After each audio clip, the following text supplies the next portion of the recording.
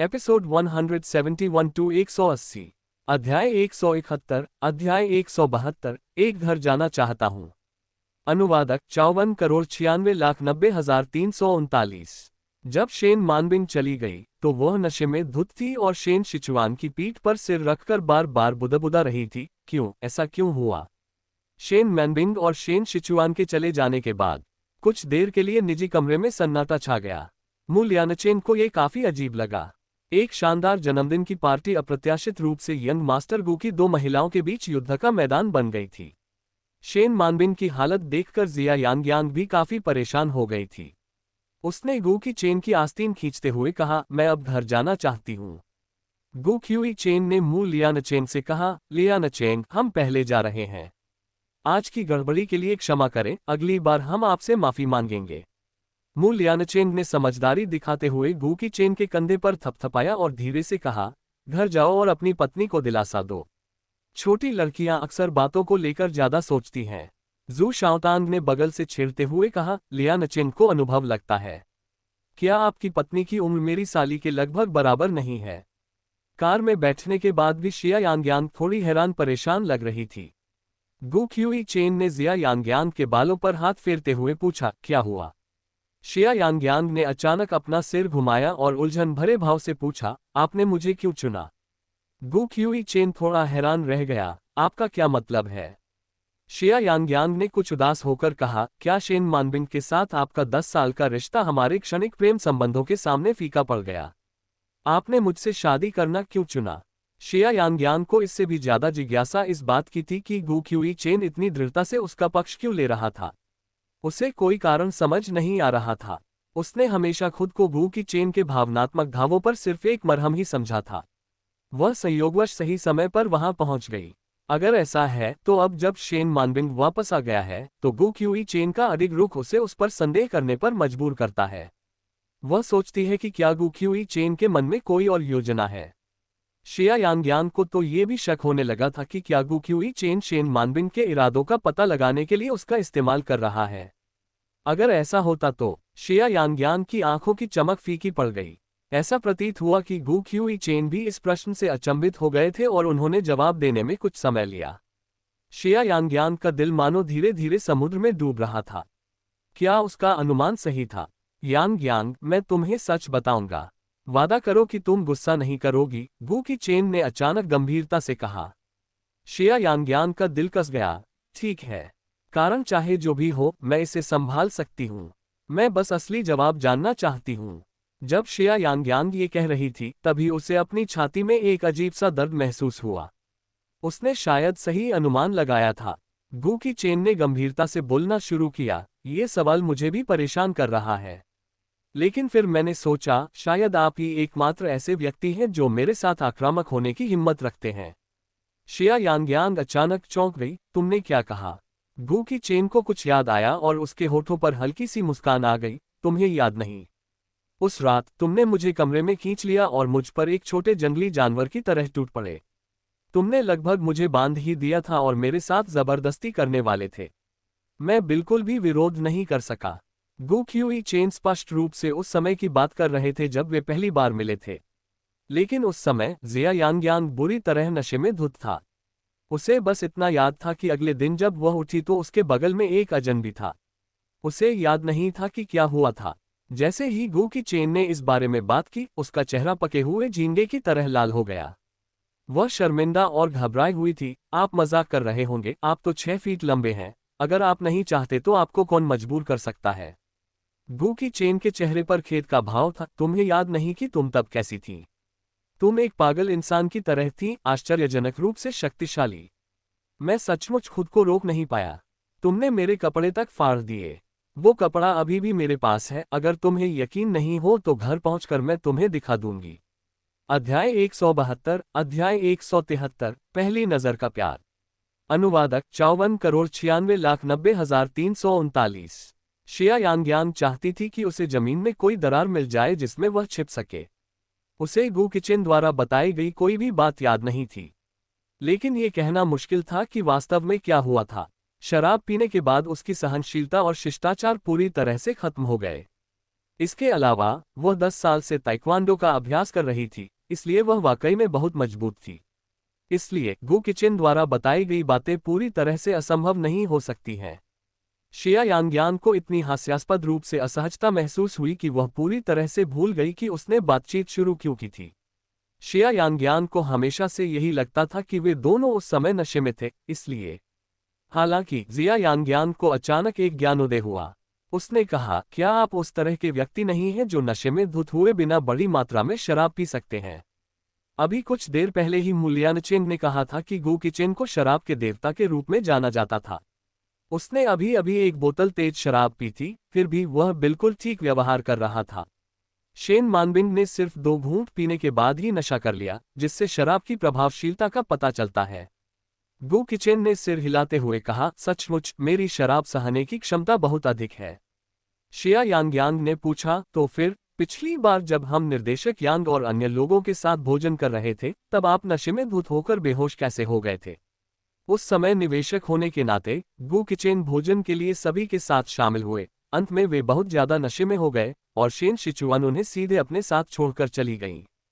कोई और विकल्प न होने के कारण जिया यांग्यांग ने उसी होटल में एक कमरा बुक कर लिया था जहां उन्होंने रात का खाना खाया था। उस समय वह गु किचेन और शेन मानबिन के बीच के रिश्ते से परेशान थी और गु किचेन से उसकी कहासुनी चल रही थी। फिर भी उस समय गु किचेन ने उसे पूरी तरह से मात दे दी थी। गु किचेन ने बेपरवाही से कहा, पत्नी, क्या तुमने शराब के कीड़ों के बारे में सुना है? कहते हैं कि कुछ लोग जन्म से ही इनके साथ पैदा होते हैं, जिससे वे बिना नशे में धुत हुए शराब पी सकते हैं। हालांकि इन कीड़ों को भी कभी कभी आराम की जरूरत होती है। उस दिन मेरे शरीर में मौजूद शराब का कीड़ा छुट्टी पर था।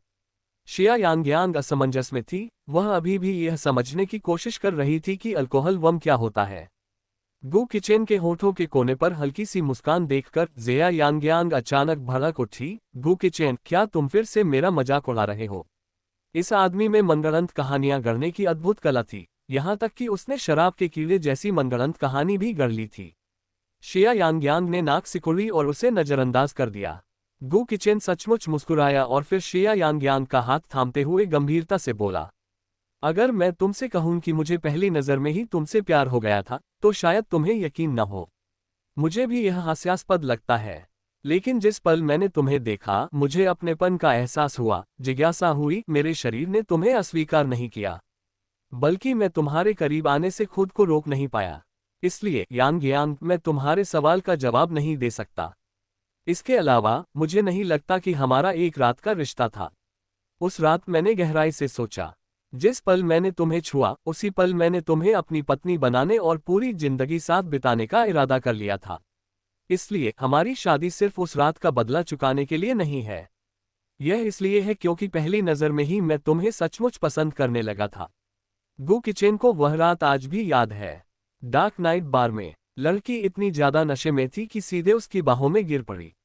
सामान्यतया वह दूसरों के साथ शारीरिक संपर्क से घृणा करता था। हालांकि जब वह उसकी बाहों में गिरी तो उसने खुद को शराब की तेज गंध के नीचे छिपी एक हल्की, ताजगी भरी खुशबू से आकर्षित पाया। उसका चेहरा लाल हो गया था, मानो वह एक पका हुआ लाल सेब हो। उसके साथियों ने उसे चिढ़ाते हुए कहा कि लड़की को निश्चित रूप से नशीली दवा दी गई थी। कई लोगों ने उसकी देखभाल करने की पेशकश की। आमतौर पर उदासीन रहने वाला वह व्यक्ति आश्चर्यजनक रूप से उसे अपनी कार में बिठाकर घर ले गया। वह रात सचमुच उथल पुथल भरी थी। उस रात शिया यांग्यांग को वाकई नशीली दवा दी गई थी। गु किचेन ने इसकी जांच की और पाया कि उसकी दोस्त गोंग जुएर इसके लिए जिम्मेदार थी। हालांकि तब तक गोंग जुएर जा चुकी थी। गु किचेन ने जिया यांग्यांग को इस बारे में बताने की योजना नहीं बनाई थी। वह सचमुच एक दयालु और नेक दिल इंसान थी और वह नहीं चाहता था कि वह दुनिया का अंधकार में पक्ष देखे। गु किचेन खुद को ऐसा व्यक्ति नहीं मानता था जो किसी की कमजोरी का फायदा उठाए। फिर भी उस रात उसने अपना आपा खो दिया था। अध्याय 173, अध्याय 174, उसकी प्रशंसा करें। अनुवादक 54,96,90,339। अब तक गु किचेन को इसका कारण समझ नहीं आया था। उन्हें महिलाओं के प्रति कभी कोई इच्छा नहीं थी। यहां तक कि शेन मानबिंग ने भी कभी ऐसे विचार नहीं रखे थे। उन्होंने ये भी सोचा था कि शायद उनमें ही कोई कमी हो। लेकिन जिस रात उसकी मुलाकात उस लड़की से हुई, उस रात सब कुछ बदल गया। ऐसा लग रहा था मानो उसके भीतर एक सुप्त जानवर छिपा हुआ था जो उसी रात जाग उठा था और अब बेकाबू था। उन्हें यह महसूस हो रहा था कि जिन सिद्धांतों का वे कई वर्षों से पालन कर रहे थे वे अंततः ध्वस्त हो गए। हाँ, उसने एक खलनायक की तरह काम किया, एक नकली सज्जन की तरह जो किसी और के संकट का फायदा उठा रहा था। वह भली भांति जानता था कि जिया यांग्यान को उसके कार्यों की जानकारी नहीं थी, लेकिन फिर भी उसने उसका फायदा उठाया। उस रात उसे नींद नहीं आई। अपने बगल में सो रही उस लड़की को देखकर, जो बिल्ली के बच्चे की तरह मासूम लग रही थी, वह पहली बार असमंजस में पड़ गया। उससे क्यों? उन्हें भी इस सवाल का जवाब नहीं मिल पाया। गु किचेन कभी भाग्य में विश्वास नहीं करता था। हालांकि शिया यांग्यांग से मिलने के बाद उसे हमेशा पूर्वनियोजित भाग्य का एहसास होता था, मानो ये होना ही था। दिल के धड़कने का वो पहला एहसास। जब वह उसे चूमने के लिए लपकी तो वह बिजली के झटके जैसी सनसनी से कांप उठा। उसके पूरे शरीर में अनैच्छिक कपकपी दौड़ गई, ऐसा कुछ जो गु किचेन ने पहले कभी अनुभव नहीं किया था। ये संघर्षों से रहित नहीं था। जैसे ही वह लड़की प्रकट हुई, ऐसा लगा मानो उसने उसके सिद्धांतों को चकनाचूर कर दिया हो, ठीक वैसे ही जैसे कोई पत्थर शांत पानी में गिरकर लहरें पैदा कर देता है। और फिर भी क्या उसने उससे ये पूछने की हिम्मत की कि क्यों? वह उससे कहीं ज्यादा जवाब जानना चाहता था। गु किचेन की बातें सुनकर जिया यांग्यान का दिल अचानक से धड़कना बंद हो गया। गु किचेन ने कहा कि जब उन्होंने उसे पहली बार देखा तभी से वह उसे पसंद करने लगे थे। उसके दिमाग में आतिशबाजी सी होने लगी और उसका दिल गुलाबी बुलबुलों से भर गया, मानो छलकने ही वाला हो। शर्म से सिर झुकाए जिया यांग्यांग ने पूछा, तो क्या तुम मुझसे अपने प्यार का इजहार कर रहे हो? गु किचेन ने अपनी भौहें थोड़ी ऊपर उठाते हुए कहा, ऐसा लगता तो है। शिया यांग्यांग को अत्यधिक खुशी महसूस हुई।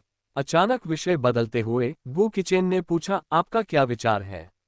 शिया यांग्यांग, मेरा क्या होगा? उस सुबह जब मैंने तुम्हें शादी का प्रस्ताव दिया था तो तुमने इतनी जल्दी हाँ क्यों कह दी थी? शिया यांग्यांग ने जवाब दिया, उस समय मेरा दिल टूट गया था और ब्रेकअप से उबरने का सबसे अच्छा तरीका एक नया रिश्ता शुरू करना है। इसके अलावा हम दोनों के बीच अनजाने में शारीरिक संबंध बन गए थे, तो तुम्हारे अलावा मैं किससे शादी करती? तुम्हारी हैसियत और इस बात को भी नहीं भूलना चाहिए कि तुम शादी के लिए काफी योग्य हो, इसलिए मैंने अनिच्छा से हाँ कर दी। जब शिया यांग्यांग ने दोबारा गु किचेन की ओर देखा तो उसके चेहरे पर आधा गुस्से वाला भाव था। गु किचेन ने दांत पीसते हुए कहा, तो तुमने उस समय अपनी भावनाओं से निपटने के लिए मुझे सिर्फ एक साधन के रूप में इस्तेमाल किया। और क्या? शिया यांग्यांग ने जानबूझकर उसे चिढ़ाया और गु किचेन के चेहरे के भावों को लगातार उदास होते देखकर उसे मजा आया। गु किचेन की आवाज ठंडी पड़ गई, उसके होठों से अनिच्छा से एक सवाल निकला, अब क्या? शिया यांग्यांग ने सोच विचार करते हुए पूछा, अब ठीक है। उसने तिरछी नजर से गु किचेन की ओर देखा। उसे आश्चर्य हुआ कि गुस्से में भी यह आदमी कुछ हद तक प्यारा लग रहा था। शिया यांग्यांग को लगा कि उसने बाघ के पिछले हिस्से को काफी थपथपा लिया है, अब उसे उसकी खाल को थपथपाना शुरू कर देना चाहिए। उसने झटपट मुस्कुराते हुए चेहरे से कहा, बेशक मेरे पति अब सबसे अच्छे हैं, वो सबसे महान हैं, मैं अपने पति से सबसे ज्यादा प्यार करती हूँ। पतिदेव, जब आप गुस्से में होते हैं तो आप बेहद आकर्षक लगते हैं।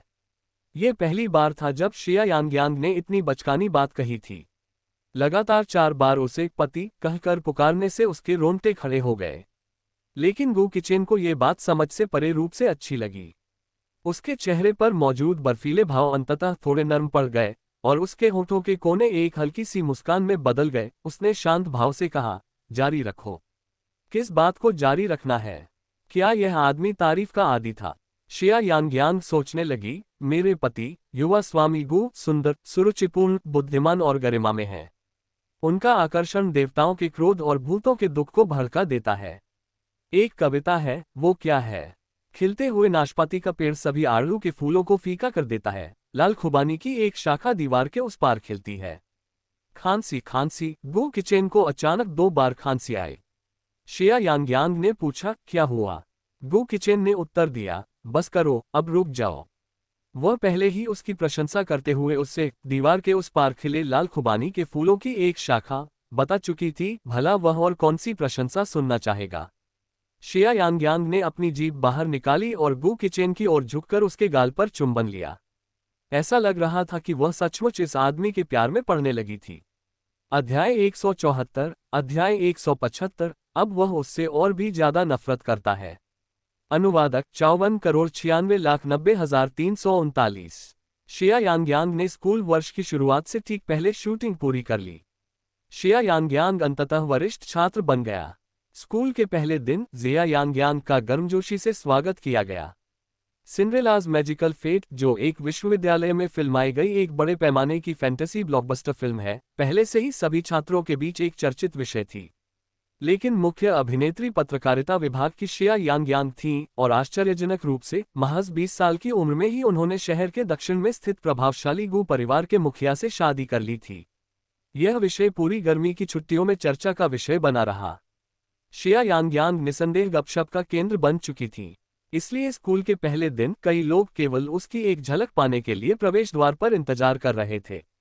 कैंपस में कदम रखते ही शिया यांगयांग को महसूस होने लगा कि अनगिनत निगाहें उस पर टिकी हैं। बहुत से लोग उसे देख रहे थे, समूहों में उसके बारे में चर्चा कर रहे थे, फिर भी उससे बात करने में बहुत झिझक रहे थे। तेज कानों वाली शिया यांगयांग ने कई अफवाहें सुन लीं। देखो, ये पत्रकारिता विभाग की शिया यांगयांग है। किसने सोचा होगा कि वो महज 20 साल की उम्र में मिस्टर गू से शादी कर लेगी। इसीलिए तो मिस्टर गू ने कैंपस मीडिया को एक्सक्लूसिव इंटरव्यू देने के लिए हामी भरी थी। ये सब उसी के लिए ही हुआ होगा। मैंने सुना है कि सिंड्रेला में मुख्य पुरुष कलाकार चेन यू हैं। वह कितनी भाग्यशाली हैं। उनकी शादी एक अमीर परिवार में हुई है और उन्हें मनोरंजन जगत के सबसे आकर्षक और सुंदर अभिनेता के साथ अभिनय करने का मौका मिल रहा है। उनके पिता स्टारलाइट एंटरटेनमेंट के चेयरमैन हैं। कहा जाता है कि उस शो को उनके पिता ने ही फंड किया था। चेन यू भी स्टारलाइट की एक प्रमुख हस्ती हैं, तो आप समझ ही सकते हैं कि सही परिवार में जन्म लेना कितना मायने रखता है। कुछ लोग तो जन्म लेते ही सफलता की राह पर होते हैं। इस बारे में आप क्या कह सकते हैं? लेकिन क्या स्कूल में ये अफवाहें नहीं थी कि आइस प्रिंस ने खुद घोषणा की थी कि पत्रकारिता विभाग की शिया यांगयांग उनकी प्रेमिका है? क्या ये सच है? क्या बर्फ के राजकुमार गू झाओहान श्री गू के भतीजे नहीं हैं? क्या इसका मतलब यह नहीं होगा कि जिया यांगयांग तकनीकी रूप से उनकी चाची है, लेकिन उनका सार्वजनिक रिश्ता एक पुष्ट तथ्य है? स्कूल की कैंटीन में जब किम्फी एर ने उन्हें उकसाया, तो मैंने गू झाओहान को शिया यांगयांग का हाथ पकड़कर यह घोषणा करते देखा। क्या यह नकली हो सकता है? आखिर चल क्या रहा है? हो सकता है कि वह पहले गू झाओहान के साथ थी और फिर जब वे माता पिता से मिले तो वह उसके चाचा के पीछे चली गई। हे भगवान, ये तो पूरी तरह से अफरा तफरी है। ये सुनने के बाद शिया यांगयांग की तबीयत खराब हो गई। स्कूल शुरू होने से पहले वह इसी बात को लेकर चिंतित थी। हालांकि उसने कभी यह स्वीकार नहीं किया था, लेकिन किम्फी एर की वजह से स्कूल में कई लोग गू झाओहान के साथ उसके रिश्ते को लेकर गलत धारणा बना चुके थे। बेशक गू झाओहान ने किम्फी एर से खुद को बचाने के लिए उसे सिर्फ एक ढाल के रूप में इस्तेमाल किया था। शायद गू झाओहान ने भी यह उम्मीद नहीं की थी कि कभी जेल से बाहर निकलने का मुफ्त कार्ड रहा कार्ड अंततः एक कचरे का टुकड़ा बनकर उसकी आस्तीन को गंदा कर देगा। इसमें कोई आश्चर्य की बात नहीं कि गू झाओहान अब उससे इतनी घृणा करने लगी थी। देखो, क्या वो आइस प्रिंस नहीं है? हे भगवान, वो कितना सुंदर है। मुझे स्कूल के पहले दिन उससे मिलने की उम्मीद नहीं थी। वह शिया यांगयांग के साथ स्कूल कैसे आया? क्या वे साथ रहते हैं? जब आपकी पूर्व प्रेमिका आपकी चाची बन जाए तो ये कितना अजीब होगा। सभी लोग टिप्पणियों से भरे हुए थे। शिया यांगयांग ने पीछे मुड़कर देखा। ये बात बिल्कुल सच थी। उसने देखा कि गू झाओहान उसके ठीक पीछे ही था। अपने शांत स्वभाव के बावजूद गू झाओहान अब भी आकर्षक लग रहे थे। उनकी सादी सफेद कमीज उन पर किसी कलाकृति की तरह लग रही थी। वह हमेशा अपने कंधे पर एक काला बैग रखता था, जिससे एक ठंडा, संयमित और रहस्यमय आभास होता था। इसमें कोई हैरानी नहीं कि स्कूल की इतनी सारी लड़कियां उस पर फिदा थीं। उसका चेहरा तो मानो किसी कॉमिक बुक के चित्र जैसा था। शिया यांगयांग खुद को रोक नहीं पाए और वहीं ठहर गई। गू झाओहान को पास आते देख वह सोचने लगी कि क्या उसे गुजरते समय विनम्रतापूर्वक उसका अभिवादन करना चाहिए, लेकिन गू झाओहान ने उसकी तरफ देखा तक नहीं। वह उसके पास से सीधे गुजर गया, मानो जिया यांगयांग हवा में ही मौजूद हो। जिया यांगयांग ने गू झाओहान की पीछे हटती आकृति को देखा और आह भरी। उसने शायद स्कूल की सारी अफवाहें भी सुन ली होंगी। इससे तो वह उससे और भी ज्यादा नफरत करने लगेगा। अध्याय 175, अध्याय 176। आपको जल्द तलाक की शुभकामनाएं। अनुवादक 54,96,90,339। शिया यांगयांग के पास इस सेमेस्टर में ज्यादा कक्षाएं नहीं हैं। अपने विशेष पाठ्यक्रमों के लिए कुछ पाठ्य पुस्तकें लेने के बाद जिया यांग्यांग ने घर जाने की योजना बनाई। ऐसा इसलिए था क्योंकि कक्षा अभी शुरू नहीं हुई थी। स्कूल के गेट पर उसकी मुलाकात संयोगवश वेन शियाओचू से हो गई। एक दूसरे का हालचाल पूछने के बाद दोनों ने साथ में ग्रिल्ड मछली खाने जाने का फैसला किया। भोजन के दौरान जिया यांग्यांग ने सच्चाई बताई, जियाओचू, मैंने तुम्हें अपनी शादी के बारे में नहीं बताया, इसके कुछ कारण हैं। वेन शियाओचू विश्वविद्यालय में प्रवेश के समय उसकी रूममेट थी और गोंग जुएर के अलावा उसकी सबसे अच्छी दोस्त थी। शिया यांग्यांग को लगा कि उसे स्पष्टीकरण देना चाहिए। हालांकि वेन शियाओचू ने कहा, मैं समझ सकती हूँ, आखिरकार ऐसी बातें दूसरों के साथ साझा करना मुश्किल होता है। शिया यांग्यांग ने राहत की सांस ली, मैंने तुमसे यह महत्वपूर्ण बात छिपाकर रखी, मुझे लगा तुम नाराज हो जाओगे। वेन शियाओचू एक पल के लिए हिचकिचाई, फिर बोली, दरअसल मैं भी तुमसे एक राज छिपा रही थी। शिया यांग्यांग चौंक गई, क्या हुआ? वेन शियाओचू ने दांत पीसते हुए कहा, यांग्यांग, असल में मेरी भी शादी हुए काफी समय हो गया है, लेकिन मैंने किसी को नहीं बताया है। शिया यांग्यांग इतनी हैरान थी कि उसका मुंह खुला का खुला रह गया। अपने मधुर व्यवहार, मिलनसार स्वभाव, उत्कृष्ट अंकों और विश्वविद्यालय के प्रतिष्ठित न्यूरोलॉजी अस्पताल में मेडिकल छात्रा के रूप में अपनी स्थिति, जहां वह गू झाओहान के साथ एक ही विषय में पढ़ रही थी, के कारण वेन शियाओचू अचानक शादी के लिए एक असंभावित उम्मीदवार प्रतीत होती थी। वह एक कर्तव्यनिष्ठ लड़की की तरह दिखती थी जो अपना सारा समय पढ़ाई करने, प्रयोग करने, शोध पत्र लिखने और नैदानिक अनुभव के लिए प्रोफेसरों के साथ रहने में बिताती थी और अपने विषय से बाहर के लड़कों के साथ शायद ही कभी बातचीत करती थी। उसने अचानक शादी क्यों कर ली? शिया यांग्यांग ने पूछा, ये कब हुआ? वेन शियाओचू ने कबूल किया, 2 साल पहले, जब मैं 18 साल की थी, तब मेरी शादी लास वेगास में हुई थी। जैसे जैसे शिया यांग्यांग इस बारे में सोचती गई, उसे कुछ गड़बड़ लगने लगी। 18 साल की उम्र में अपने देश में शादी का लाइसेंस लेना कानूनी रूप से वैध नहीं होता। वेन शियाओचू की इतनी कम उम्र में और विदेश में शादी ने किसी छिपे रहस्य की ओर इशारा किया। इससे पहले कि शिया यांग्यांग आगे कुछ पूछ पाती, वेन शियाओचू ने समझाया, आपको शायद यकीन ना हो, लेकिन टीवी शो में जो ड्रामा आप देखते हैं, वह मेरे साथ हुआ है। मैं बचपन से ही अनाथ थी, गोद लिए जाने से पहले 12 साल तक अनाथालय में रही। उन्होंने मेरा पालन पोषण किया, मेरी शिक्षा का खर्च उठाया और मेरे जीवन की योजना बहुत सोच समझकर बनाई। जिस दिन से मुझे गोद लिया गया, मुझे पता था कि मेरे पास कोई आज़ादी नहीं है। वे मेरे संरक्षक थे, इसलिए उन्होंने जो भी व्यवस्था की, मेरे पास उसे स्वीकार करने के अलावा कोई विकल्प नहीं था। शिया यांग्यांग ने वेन शियाओचू के चेहरे पर गहरी बेबसी देखी। दया भाव से जिया यांग्यांग ने और प्रश्न पूछने से परहेज किया। वह समझ गई थी कि वेन जियाओचू अपने वैवाहिक जीवन से खुश नहीं थी। हाँ, जिस लड़की को 18 साल की उम्र में शादी करने के लिए मजबूर किया गया हो, वह प्यार का अनुभव कैसे कर सकती है?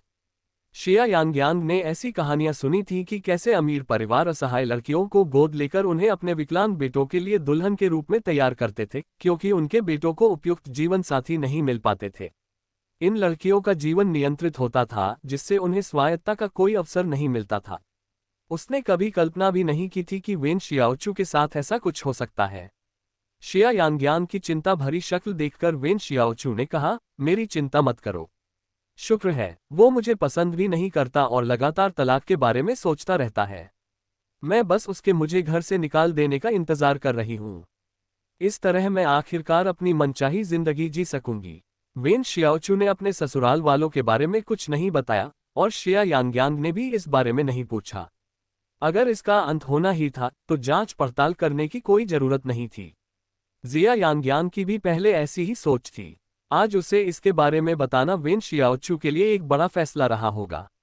शिया यांग्यांग ने कहा, तो मैं आपके शीघ्र तलाक की कामना करती हूँ। वेन शियाओचू ने धन्यवाद के साथ नींबू की चाय का गिलास उठाते हुए कहा, धन्यवाद। अध्याय 176, अध्याय 177, कैंपस संस्कृति महोत्सव के लिए सार्वजनिक कास्टिंग। अनुवादक 54,96,90,339। दोनों कुछ देर तक बातें करते रहे। वेन शियाओचू ने अचानक कहा, वैसे मैंने थोड़ी देर पहले देखा कि विश्वविद्यालय के सांस्कृतिक उत्सव के मतदान में आप काफी लोकप्रिय हैं, और ऐसा लग रहा है कि आप जीत की ओर बढ़ रहे हैं। लगता है श्री गू ने आपको काफी लोकप्रियता दिलाई है। शिया यांग्यांग चौंक गया, कौन सा सांस्कृतिक उत्सव? वेन शियाओचू ने जवाब दिया, वार्षिक कैंपस संस्कृति उत्सव में हर विश्वविद्यालय प्रतियोगिता के लिए एक कार्यक्रम प्रस्तुत करता है। विजेता कार्यक्रम को संस्कृति मंत्रालय से पुरस्कार मिलते हैं। ये विश्वविद्यालय की प्रतिष्ठा से जुड़ा मामला है और इस वर्ष का संस्कृति उत्सव ए विश्वविद्यालय की 100वीं वर्षगांठ के साथ हो रहा है। ए विश्वविद्यालय को इस बार मेजबानी का अधिकार मिला है, इसलिए विश्वविद्यालय इसे बहुत गंभीरता से ले रहा है। शिया यांग्यांग वास्तव में वार्षिक कैंपस संस्कृति उत्सव के बारे में जानती थी। यह विभिन्न विश्वविद्यालयों के बीच एक तरह का सांस्कृतिक आदान प्रदान ओलंपिक था। हर साल मेजबानी के अधिकार हासिल करने के लिए विश्वविद्यालय गहन बल्कि गुप्त रूप से प्रतिस्पर्धा में संलग्न होते थे। ये सांस्कृतिक उत्सव प्रतिवर्ष अक्टूबर के अंत में आयोजित होता था। देशभर के शीर्ष 32 विश्वविद्यालय प्रतियोगिता में भाग लेने के लिए अपना अपना कार्यक्रम प्रस्तुत करते थे। संस्कृति मंत्री, शिक्षा मंत्रालय के वरिष्ठ अधिकारी और यहां तक कि विशेष रूप से नियुक्त शिक्षा मंत्री भी इसमें शामिल होते थे। शिक्षा मंत्री ने हाल के वर्षों में उच्च मूल्य के नकद पुरस्कार और सम्मान भी स्थापित किए थे। हालांकि इसे सांस्कृतिक आदान प्रदान को बढ़ावा देने के रूप में प्रचारित किया गया था, लेकिन यह मूल रूप से विश्वविद्यालयों के बीच शक्ति प्रदर्शन की प्रतियोगिता थी और स्कूलों ने इसे हमेशा गंभीरता से लिया। शिया यांग्यांग ने हैरानी से पूछा, लेकिन क्या प्रतियोगिता कार्यक्रम हमेशा प्रदर्शन कला विभाग द्वारा ही आयोजित नहीं किया जाता है? शिया यांग्यांग ने इस पर कभी ध्यान इसलिए नहीं दिया था क्योंकि वर्षों से यह एक सामान्य बात रही थी कि प्रतियोगिता में भाग लेने का अवसर मूल रूप से प्रदर्शन कला विद्यालय को ही सौंप दिया जाता था। वह जगह प्रतिभाओं और अद्भुत व्यक्तियों से भरी हुई थी, जिनमें से कुछ पहले ही मनोरंजन उद्योग में कदम रख चुके थे और कुछ हद तक प्रसिद्ध भी थे। स्वाभाविक रूप से सांस्कृतिक और मनोरंजन गतिविधियों में स्कूल को गौरव दिलाने वाली प्रतियोगिताओं का नेतृत्व उन्हीं को करना चाहिए। इसके अलावा ये भी कहा गया कि वार्षिक कैंपस संस्कृति उत्सव अभिनय के छात्रों के लिए एक दूसरे से बेहतर प्रदर्शन करने का एक शानदार अवसर था, क्योंकि मनोरंजन उद्योग के स्काउट प्रतियोगिता के दिन मौजूद रहेंगे। अगर उनका चयन हो जाता है तो वे रातों रात स्टार बन सकते हैं। मनोरंजन जगत में वर्तमान डॉल्फिन वॉइस लिटिल प्रिंसेस वांग जिक्सुआन ने पिछले विश्वविद्यालय संस्कृति महोत्सव में जीत हासिल की थी। विटास के ओपेरा 2 में उनके शानदार प्रदर्शन के बाद एक प्रतिभा खोजी ने उन्हें देखा, जिसके परिणामस्वरूप उसी वर्ष उनका पहला एल्बम रिलीज हुआ और उन्हें 2 आइडल ड्रामा में भूमिका मिली, जिससे वे रातों रात मशहूर हो गईं। कला प्रदर्शन विभाग के छात्र व्यवहारिक रूप से संस्कृति उत्सव को मनोरंजन उद्योग में प्रवेश करने के सर्वोत्तम माध्यम के रूप में देखते थे और हर साल कार्यक्रम को लेकर कोई न कोई विवाद उत्पन्न हो जाता था। वेन शियाओचू ने बताया, पहले हम इसमें शामिल नहीं होते थे, लेकिन इस साल स्कूल ने एक नया नियम बनाया है। स्कूल का प्रतियोगिता कार्यक्रम एक नाटक प्रस्तुति है, इसलिए उन्होंने पूरे स्कूल से मतदान शुरू कर दिया है ताकि नाटक में मुख्य भूमिका निभाने के लिए सबसे लोकप्रिय लड़के और लड़की छात्र का चयन किया जा सके। इसकी घोषणा 1 महीने पहले की गई थी। मतदान का विवरण आधिकारिक वेबसाइट पर भी प्रकाशित किया गया था, जिसमें लगभग सभी छात्रों के नाम थे। मतदान की अंतिम तिथि कल है और जब मैंने आज सुबह देखा तो आप छात्राओं में सबसे लोकप्रिय थी, उसके बाद किम्फी एयर का नंबर था। शिया यांग्यांग 1 महीने पहले से ही ड्रामा ग्रुप में व्यस्त थी, इसलिए उसे इस पर ध्यान देने का समय नहीं मिला था। अब जब आखिरकार उसे अपना फोन देखने का समय मिल गया तो उसने कैंपस फोरम का दौरा किया, जिसे वह अन्यथा वर्षों तक नजरअंदाज करती रही थी। जैसा कि उम्मीद थी, लोकप्रियता के मतदान में वह निर्विवाद विजेता रहीं। उन्हें 30,000 से अधिक वोट मिले, जो दूसरे स्थान पर रहने वाले प्रतियोगी से काफी आगे थे, जिन्हें सिर्फ 10,000 से अधिक वोट मिले थे। उन्होंने पुरुष छात्रों के मतदान परिणामों पर भी एक नज़र डाली। इसमें कोई आश्चर्य की बात नहीं है कि सबसे अधिक वोट पाने वाला छात्र यूनिवर्सिटी का चहेता गु झाओहान था। अध्याय 177, अध्याय 178, ब्लैक लोट्स को उन्नत करने का मार्ग। अनुवादक 54,96,90,339। शिया यांग्यांग थोड़ी स्तब्ध थी। दरअसल उसे नाटक प्रदर्शन में भाग लेने में कोई आपत्ति नहीं थी। आखिरकार ये कैंपस के सम्मान की बात थी और उसे हमेशा से ही स्कूल पर बहुत गर्व था। लेकिन अगर यह गु झाओहान के साथ साझेदारी है तो शिया यांग्यांग ऐसी असहज स्थिति की कल्पना भी नहीं कर सकती थी। वेन शियाओचू ने कहा, यांग्यांग, इसके लिए तैयार रहो। कल मतदान का आखिरी दिन है। मुझे लगता है कि किम्फी एयर इस मौके को आसानी से हाथ से जाने नहीं देगी। वह गु झाओहान के प्रति आसक्त है और उसके साथ रोजाना नाटक का अभ्यास करने का मौका कभी नहीं छोड़ेगी। ऐसा कहने के बावजूद जिया यांग्यांग को समझ नहीं आ रहा था कि क्या करे। आखिरकार मतदान अभी समाप्त नहीं हुआ है और आधिकारिक परिणाम अभी घोषित नहीं किए गए हैं। और अगर वह स्कूल के नेताओं से संपर्क करना भी चाहती तो जिया यांग्यांग को यह नहीं पता था कि इस बारे में किससे बात करनी है। वह केवल इंतजार कर सकती थी और देख सकती थी। किसे पता था कि अगली सुबह जैसे ही जिया यांग्यांग ने अपनी आंखें खोली और स्कूल के फोरम को चेक किया, उसने देखा कि किम फी एर ने वोटों में उसे पीछे छोड़ दिया है और फिलहाल वह 50,000 वोटों के अंतर से लोकप्रियता सूची में सबसे आगे है। शिया यांग्यांग ने राहत की सांस ली।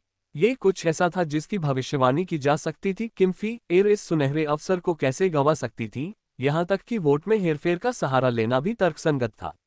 हालांकि जब जिया यांग्यांग फोरम को बंद करने ही वाली थी, उसने एक नई पोस्ट देखी जिसे वोटिंग ट्रेड से ज्यादा ध्यान मिल रहा था। नई पोस्ट का शीर्षक था, उसके रूप रंग से धोखा मत खाओ, पत्रकारिता विभाग के ब्लैक लोड्स को उन्नत बनाने का मार्ग। शिया यांग्यांग को इस बारे में बेचैनी महसूस हुई। उसने उस पर क्लिक किया और वाकई में उसमें उसका नाम स्पष्ट रूप से लिखा हुआ था। शिया यांग्यांग ने पोस्ट को शुरू से अंत तक पढ़ा और अंत में उसने सोचा, ये सरासर बकवास है। उस पोस्ट में कई अपमानजनक बातें लिखी गई थीं, जैसे कि यह आरोप लगाना कि वह गू झाओहान का इस्तेमाल गू किचन के करीब आने के लिए कर रही थी। सिंड्रेला में मुख्य भूमिका पाने के लिए उसने चालाकी भरे हथकंडे अपनाए। ये दावा करना कि वह व्यभिचारी थी, बार में जाती थी, उसका निजी जीवन अस्त व्यस्त था, और यहाँ तक कि उसने स्कूल के लोकप्रियता सर्वेक्षण में वोटों में हेरफेर भी किया था। पोस्ट में सबूत भी दिए गए थे जो सभी झूठे थे। शिया यांग्यांग का हाथ अनियंत्रित रूप से कांप रहा था। उन्हें सुर्खियों में रहना पसंद नहीं था, लेकिन फिर भी वह लगातार खबरों में छाई रहती थी। उस पोस्ट पर पहले से ही हजारों प्रतिक्रियाएं आ चुकी थीं।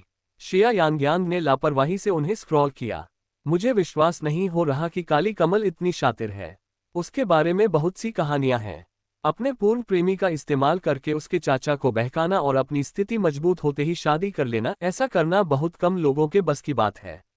बिना किसी कौशल के वह श्रीमती गू कैसे बन सकती है? इसके अलावा सांस्कृतिक उत्सव का आयोजन हमेशा कला प्रदर्शन विभाग द्वारा ही किया जाता था।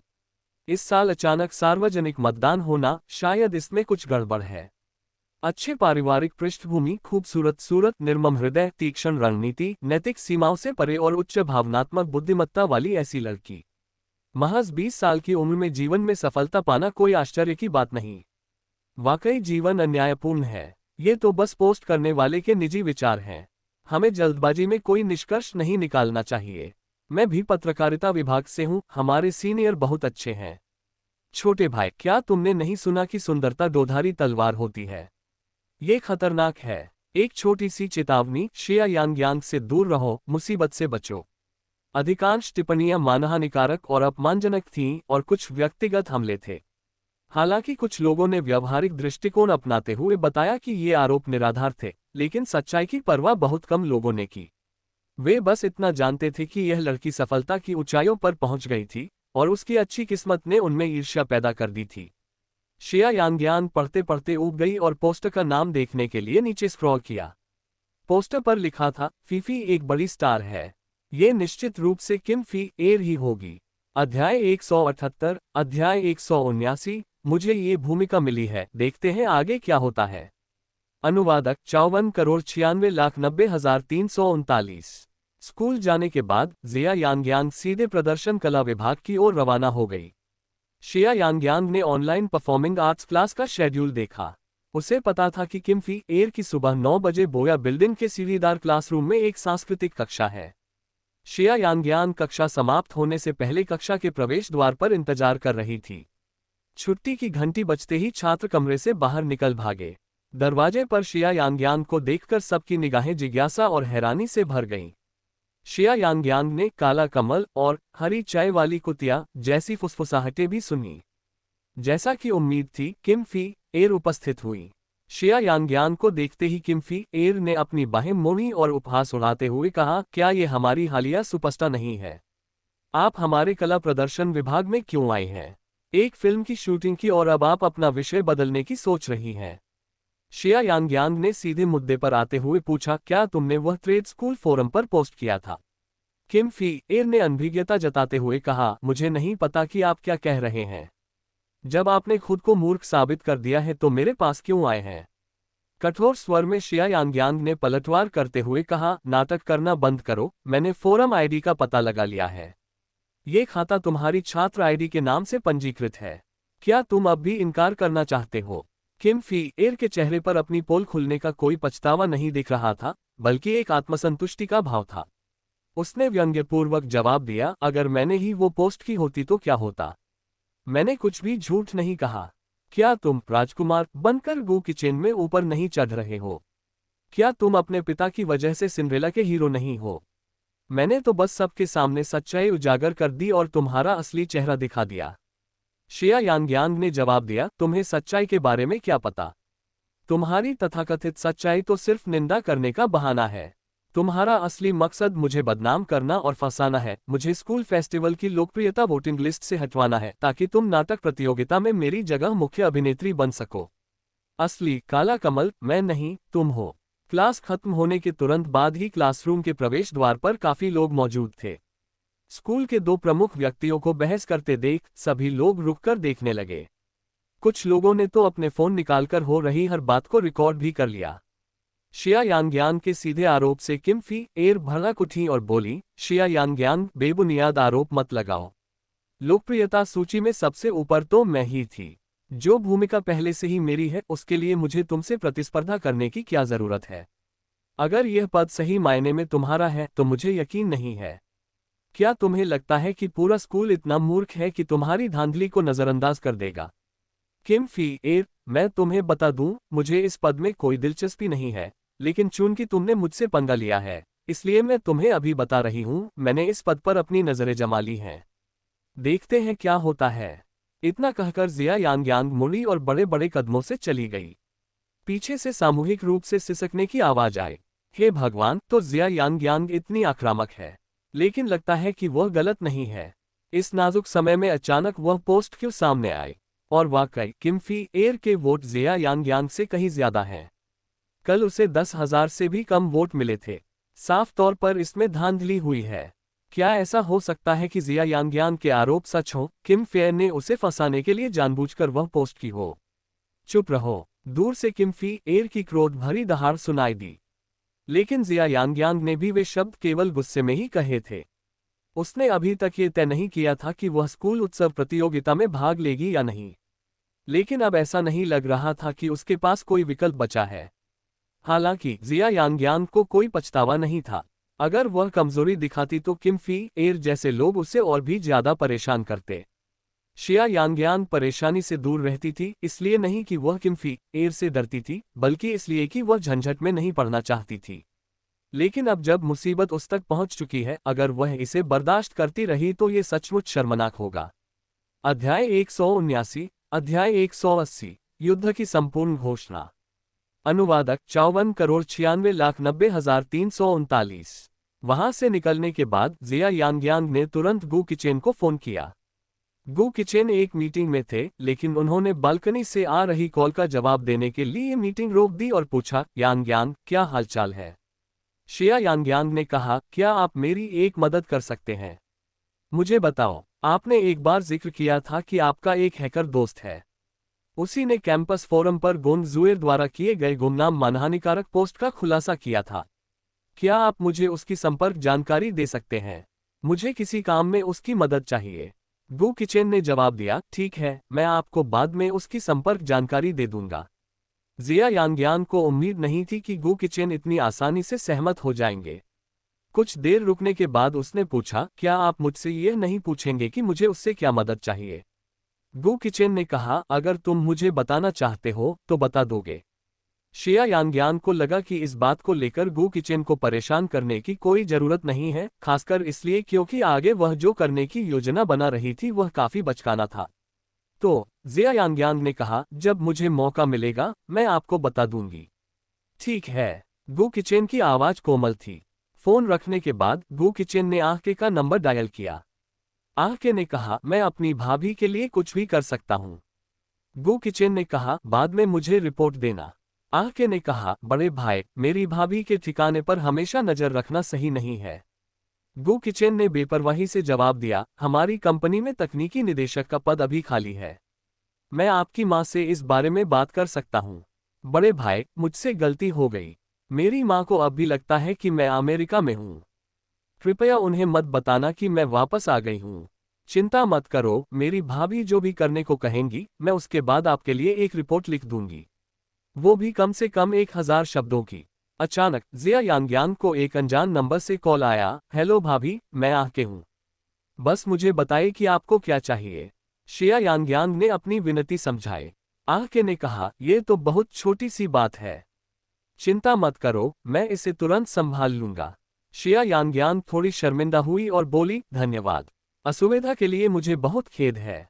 आह के हंसते हुए बोली, भाभी, शिष्टाचार की कोई जरूरत नहीं है, मैं अपने बड़े भाई से खाता हूँ, मैं उनके बर्तन इस्तेमाल करता हूँ, मेरे बड़े भाई के मामले मेरे मामले हैं, मेरे बड़े भाई की पत्नी मेरी पत्नी है।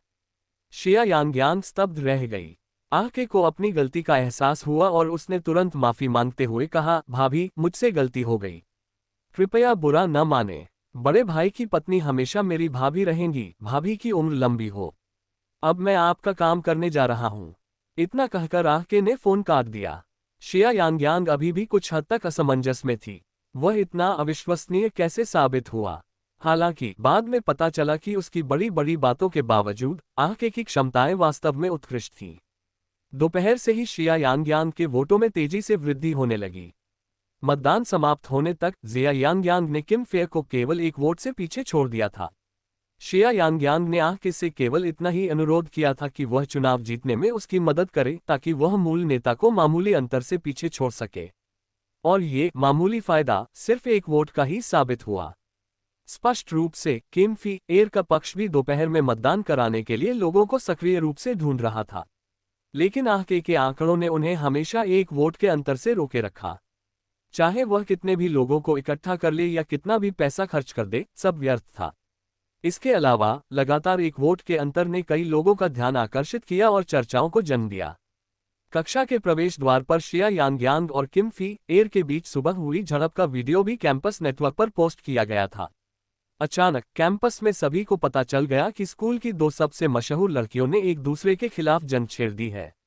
अध्याय 180, अध्याय 181, शर्त।